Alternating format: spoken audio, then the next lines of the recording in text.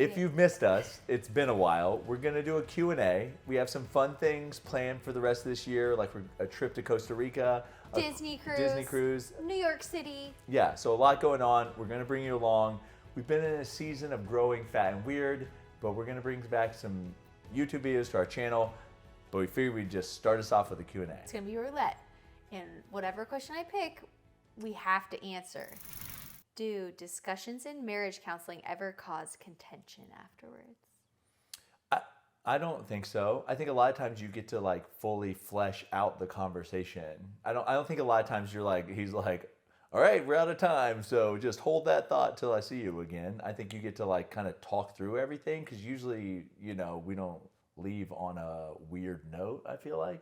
I mean, maybe like majority of the time. I think that there's been, so like 90% of the time, yes, you like get to discuss everything, but there's been some times where we like feel kind of icky afterwards, and you just wait till the next one. And or you can talk about that night if it's like something that's like not too deep. Right. You're not going to open up a can of worms. Yeah. And I think you're in a softer space after counseling a lot of times to be receptive to each other. So like being like, hey, there's some things I want to talk about based on our counseling session today. Like, are you open to that right now? And I think a lot of times you are more receptive, and both of you are in a better headspace to receive that kind of stuff. So ours are 75-minute sessions, and then we have like hopped around to different counselors, and we love our current one.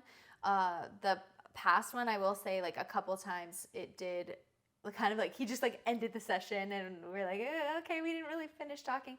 So it does happen.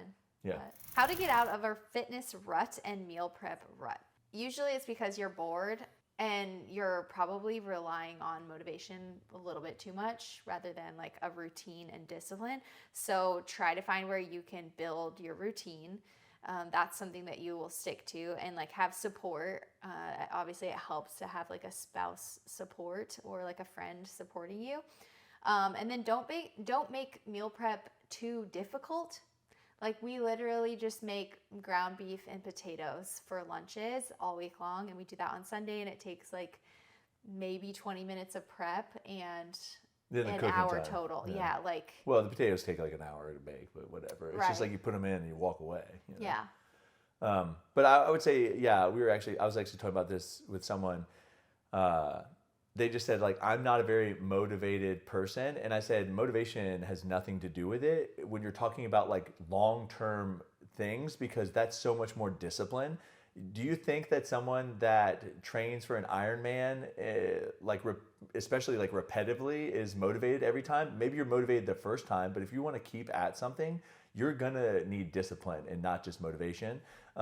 Motivation can be got easily by jumping on YouTube and watching a hype up video about working out, or anything in life to hype you up to get you to go in. But like eventually you're going to need discipline to just do it. So I would say discipline's more important, and just remember, like, you're doing this for your health, you're doing this for a better life, you're doing this to live longer, you're doing this to be able to pick up your grandkids and great grandkids. So can you see yourself moving outside of Florida? Yeah, we definitely can. You talk about all the time. We're like, where would we live if we didn't have family anywhere? And we usually gravitate towards Texas. We loved living in Houston. The cost of living is great. There's always like things to do. I don't think we'd go back to Houston, but like Dallas or Austin, maybe Austin, I don't know. Just like good schools, big communities. Yeah, Texas like really cares about their education, and I don't know. Yeah, Texas just always. They have like good airport hubs, where you can fly anywhere. So yeah. A lot of direct flights. Low cost of living. Are you thinking of a third baby? Brad, the other day, I asked him, and he was like, I just don't know if our marriage can take it. Like, that is legitimately his real answer. So I'm just being transparent. And I kind of agree with him. Like, I mean it from a standpoint of like, I value my time with Aubrie. Like, I love spending time with Aubrie. Like, I like doing stuff with her. I am kind of like protective of time with her, and more kids just means I have to sacrifice more of that. I mean, I realize it's short term, I guess, until your kids are gone, and then you get it all back. And of course, I love watching her as a mother. But yeah, I mean, I don't know. It is a little bit of just like I don't want to give up too much of her, you know? Yeah, I think the only thing that deters me from wanting more kids is just like have had pretty bad anxiety after Beckham for sure. And I just don't know. It would just like, it seems like it would just get exponentially worse with each child. And I don't know if I could handle that. So Yeah. I got to work on that first. Yeah. So I guess undecided. I think there's pros and there's cons. We don't. Hey, get your finger ready. No, why am I doing it? You need to do it too. Point You're going like up and down. No, I'm not. This is how I recorded it. Oh gosh.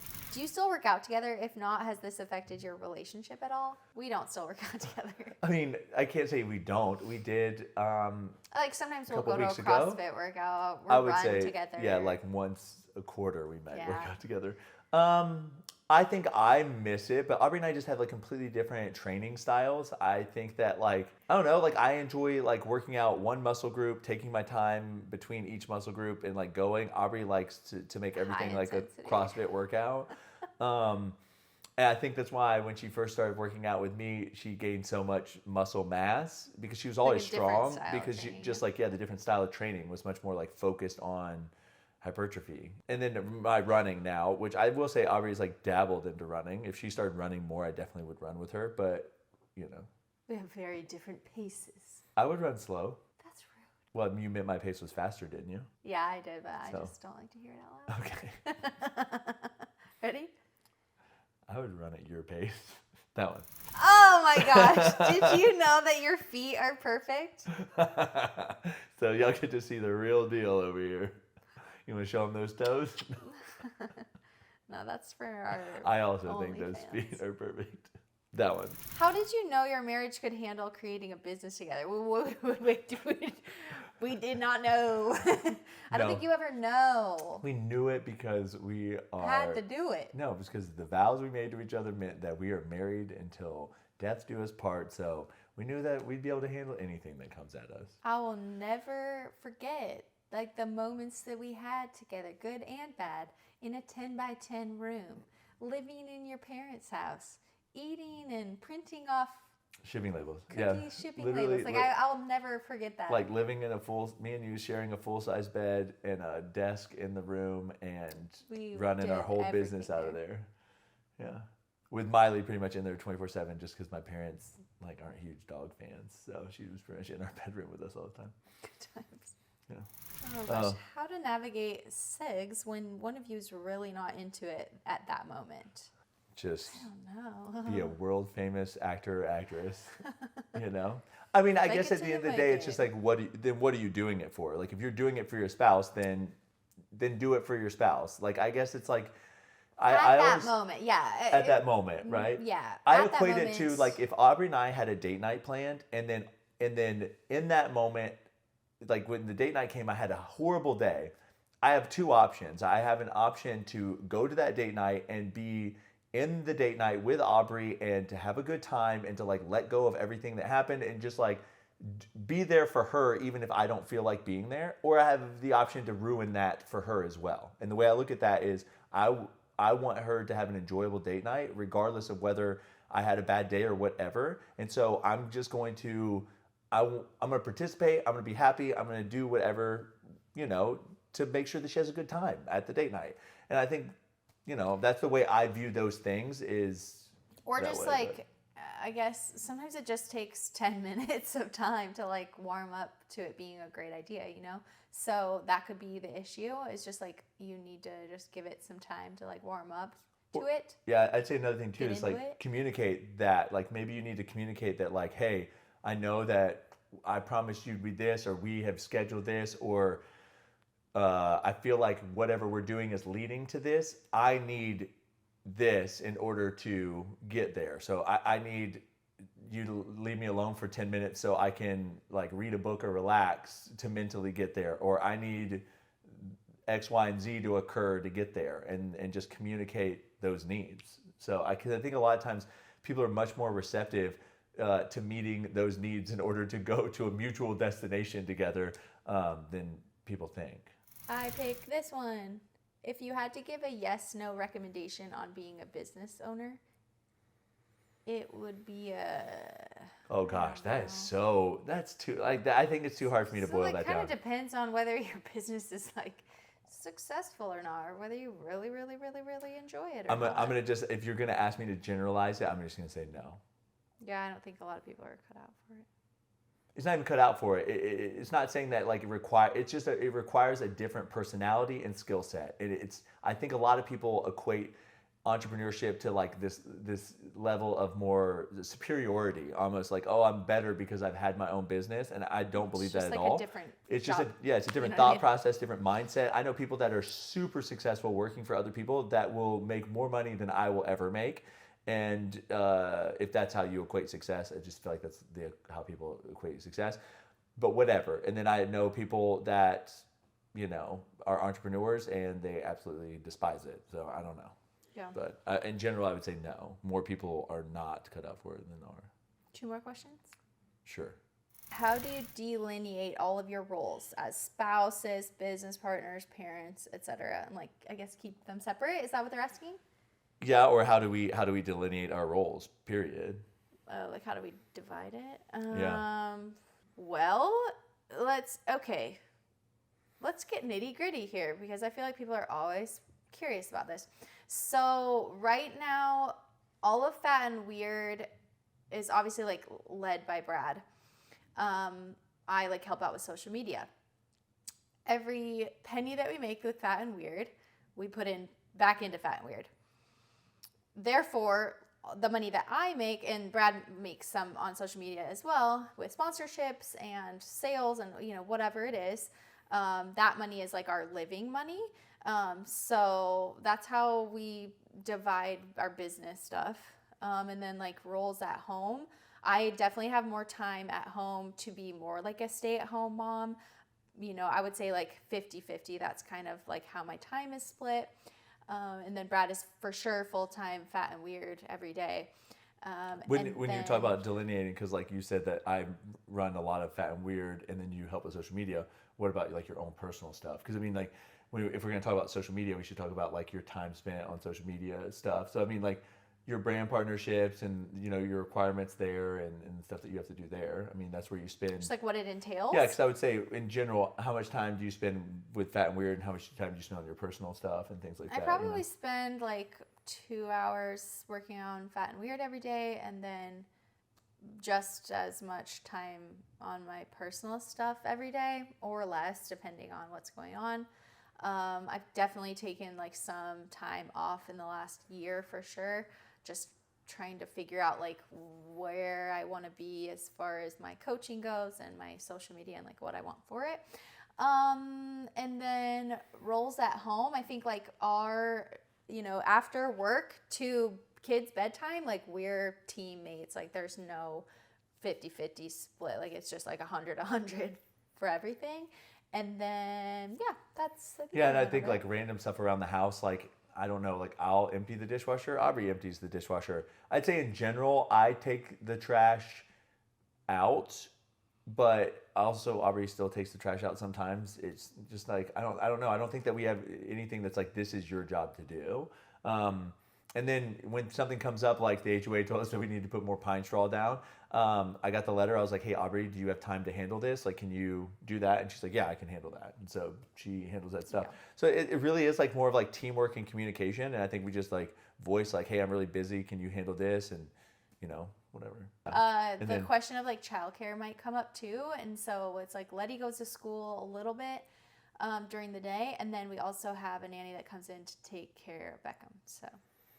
And then as parents, I would say that like Aubrie is definitely the default parent, period. But I would say that disciplinarian. Well, and I would say that like I would spend more time with Letty than I will with Beckham, just because in general, like he still needs Aubrie more than me, as far as like for nursing and things like that. But like I feed him still, but change his diaper and like hang out with him. But if we're like someone's gonna take Letty to the zoo. In general, usually I'll take Letty to the zoo or I'll take her to the pool, and Aubrie will stay home with Beckham. Yeah. So, okay. Last question. That's funny. I just saw this question. It's like, how to handle a bad review and not take it personally. This is something that I struggled with for a really long time, and I think I'd be lying if I told you it doesn't bother me ever, because like who wants anyone to not like their product or whatever, right? I mean, it's just like no one's like, oh yeah, you don't like my stuff, you know? Yeah. But I think for me now, I just had to realize that like nothing is 5 stars. Like you can go to the best restaurant in the world and someone has something negative to say about it. You can go out to dinner and love it and your friend doesn't like it. It just, everyone has so many different personal preferences and like what they find more important to them. Like some people value like how cheap something is. Some people value the quantity. Some people value, you know, I don't know, what they feel like is quality. There's just different, you know, metrics that people put on things. And so it's just like, it's unfortunate that just not everyone's going to like it. And you just have to remember there are people that love it and you just keep moving. I mean, people have tons of things to say about me personally, about Fat and Weird, you know, and does it hurt your feelings? I mean, yeah, of course, I'd be lying if it said it doesn't hurt your feelings. I think a lot of it like more like hurts my heart because I feel like people don't really know me and they make, you know, some of these things. Or Fat and Weird, you're like, I would love to like walk you through the experience. Like come to my facility, I'll bake you a warm cookie. And if you really don't like it, you don't like it, but they're so good, right? But just, it is what it is, you know? Just is what it is. How can you help your husband be attracted to you during your 3rd trimester? Help your husband be attracted to you? How do you know he's not? I guess like what vibes are you getting that he's not? Because I'm pretty sure that most husbands just are. And you know, maybe they're not. Like I don't know. Maybe I would say if anything, like be confident in yourself. Well, not that anatomically I thought there would be anything wrong with like intimacy in that 3rd trimester. I was just concerned about your comfort. Well, I was concerned about your comfort. I was concerned about the comfort of the baby. I was like, so I didn't know if I was allowed to be, you know, like those things. But, you know, obviously you figure out like, oh yeah, it's fine, you know, but, you know, I think it's just more of like navigating new territory. So I think you can just like have an open discussion, you know, and hopefully, you know, you're not like, hey, do you think I'm ugly during my 3rd trimester? And he's like, yeah, because that would not be great. Yeah, I don't know how to answer that. But, I mean, I think just having a conversation. Just be like, hey, I know that I'm really pregnant right now, but I want you to know that, like, I still appreciate when you do X, Y, and Z. So, to let me know that you're still attracted to me. Right. And then hopefully they get the clue. I don't know. How does faith play a role in your marriage and family? I think that, like, Aubrie and I started going to church regularly in Houston in around Easter when we were invited by some friends. And since then, you know, we've transitioned from that church to a local church. And I think that for a while there, we were not attending church. And I think it does make a big difference to attend church. Yeah. And I think that like we've always had a relationship with Jesus. I don't think it's always been necessarily the focal point of our lives. And I think that when we did move that to the focal point of our lives, things got better between our relationship. And, you know, I think that is a life centered around Jesus harder of a life to live? Yes, but it's just a much more gratifying life. So, you hear my belly? I don't know. I'm not even hungry and it's just making all these noises. Dun-dun. Like Jaws? Dun-dun. Yeah, do you hear that? Just digesting that lunch. So, all right. Thanks for watching. If you have any other questions, ask them down below. Maybe we'll do another Q&A, but in a couple weeks, we'll be headed to Costa Rica. So we'll have a whole video of that, bringing the kids along with us. And then we have some more trips planned. So we're going to be doing a lot more of this. As always, thanks for watching. Subscribe if you haven't. You're worth it. You're worth it.